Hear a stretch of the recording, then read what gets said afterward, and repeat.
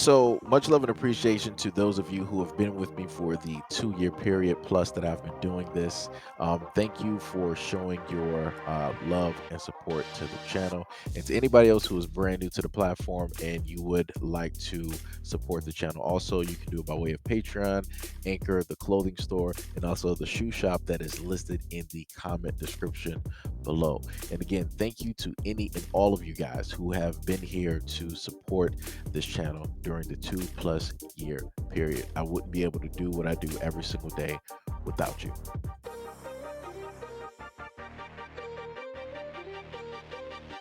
25th, Deja McRae was killed when she drove to the Camelot condominiums in South Fulton, allegedly at the request of her ex-boyfriend, Calvin Lindsay. Lindsay had allegedly coordinated for McRae to fight with his current girlfriend, Tiandra Brox. A third woman, Aquila Burns, told McRae via a text where to meet Brox, she allegedly told police. When McRae got out of her car, she was shot and killed. Her 4-year-old child was in the car and suffered minor scratches.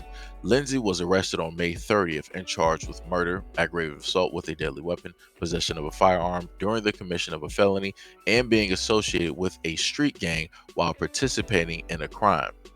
Brox was jailed on June 1st and charged with murder, aggravated assault with a deadly weapon, and being associated with a street gang while participating in a crime. Barnes was arrested on May 26th and charged with murder and aggravated assault with a deadly weapon and being associated with a street gang while participating in a crime. All three are being held in the Fulton County Jail. It is unclear whether they have retained attorneys who can speak on their behalf. As police continue to investigate, McRae's family and friends are mourning her loss. Her cousin remembered McRae as a sweet young lady who definitely didn't deserve this at all. My cousin was beautiful inside and out. We're going to miss you, Deja. Her aunt wrote, quote, "Sunshine, you truly became a bright young lady who definitely did not deserve this. We will do everything in our hearts to take care of your princess. I pray that we see each other again."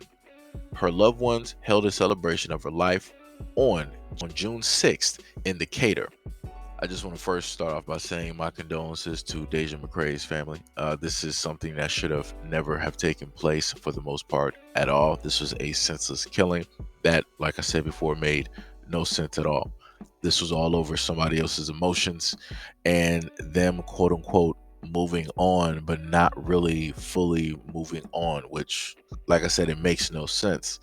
The other thing that doesn't make any sense as well is the fact that you have two other women that are there, right? And they clearly know what it's like to be a woman and how women are preyed upon. They're deemed and seen as weak. And a lot of people decide that they want to do a variety of things to women.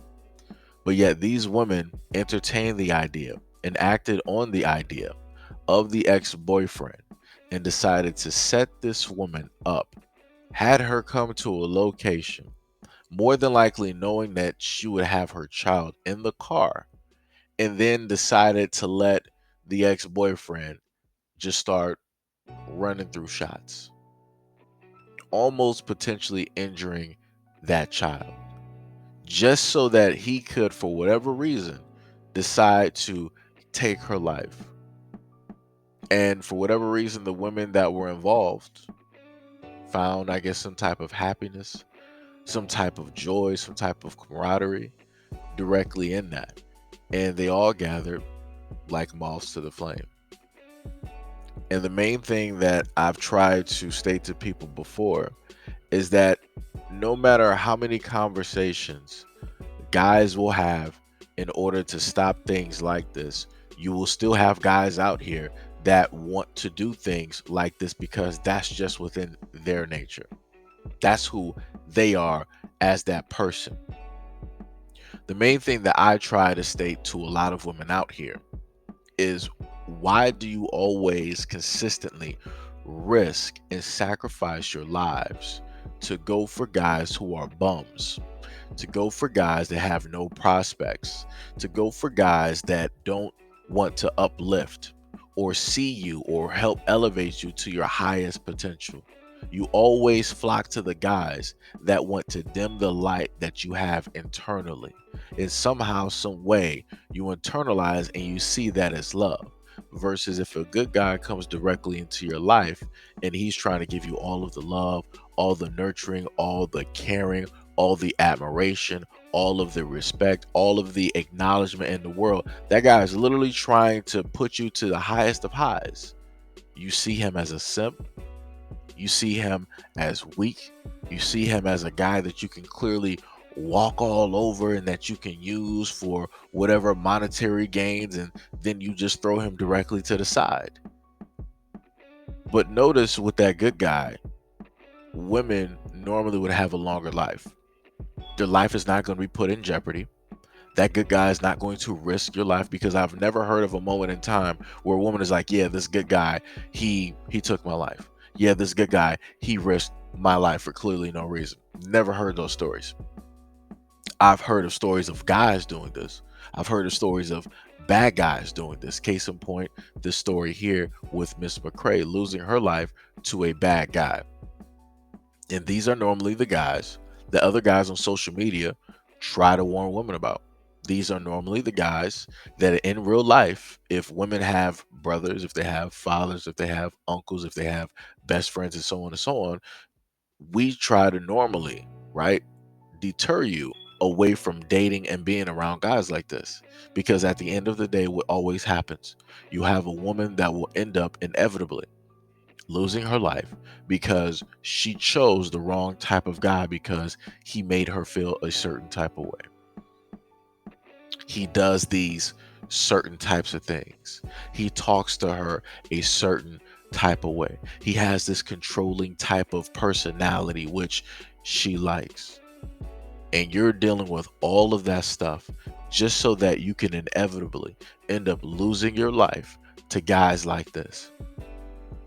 And then women want to get up in arms when guys aren't really talking about these stories. The reason that a lot of guys don't talk about these stories is because it's nothing for us really to say. You have good guys in your life. You have guys that really care about your lives. You have guys that really talk to you on an everyday basis, that try to get you out of bad relationships, but y'all never listen. Whenever we give advice, y'all turn us away. Y'all get attitudes. Y'all tell us like, oh, you're not my brother, you're not my father, you're not a preacher, you're not this, you're not that. Mind your business. Who asked you for that? Who told you to say this? So then when things like this happen, it's nothing for us to say, because the universe is going to take its course. If you didn't want to listen to the people that the universe put into your life in order to stop and to circumvent certain things from taking place, then obviously you're just one of those people that's going to learn the hard way.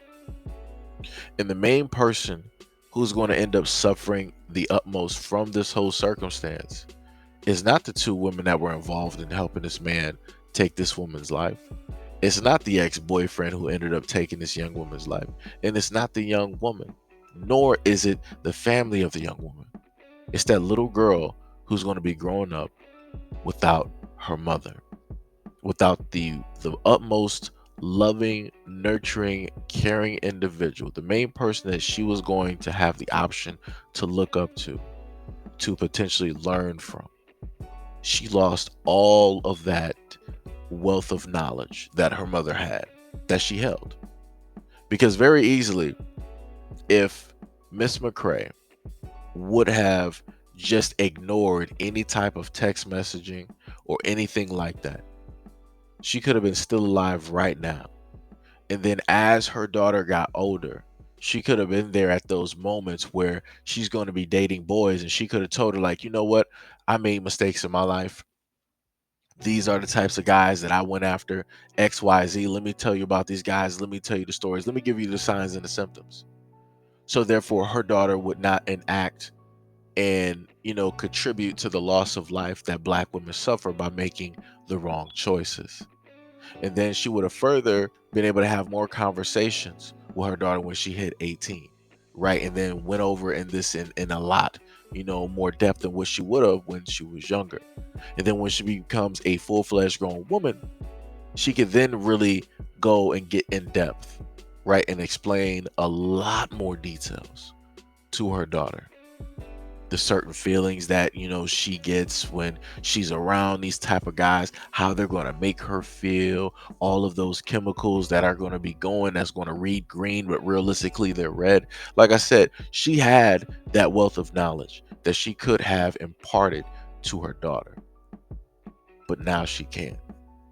And now the only hope is that the women of the family that are there, that's going to take care of this young girl, hopefully that they will be able to give her the knowledge that Miss McRae is not here and able to give to her own daughter because of the choices, the decisions that she decided to make, and the types of guys that she decided that she wanted to give attention to, that she wanted to entertain, that she wanted to be in a relationship with. So hopefully other women out there, y'all pay attention to Mrs. McRae's story, and you guys will, change your lives around. You'll make the right decisions.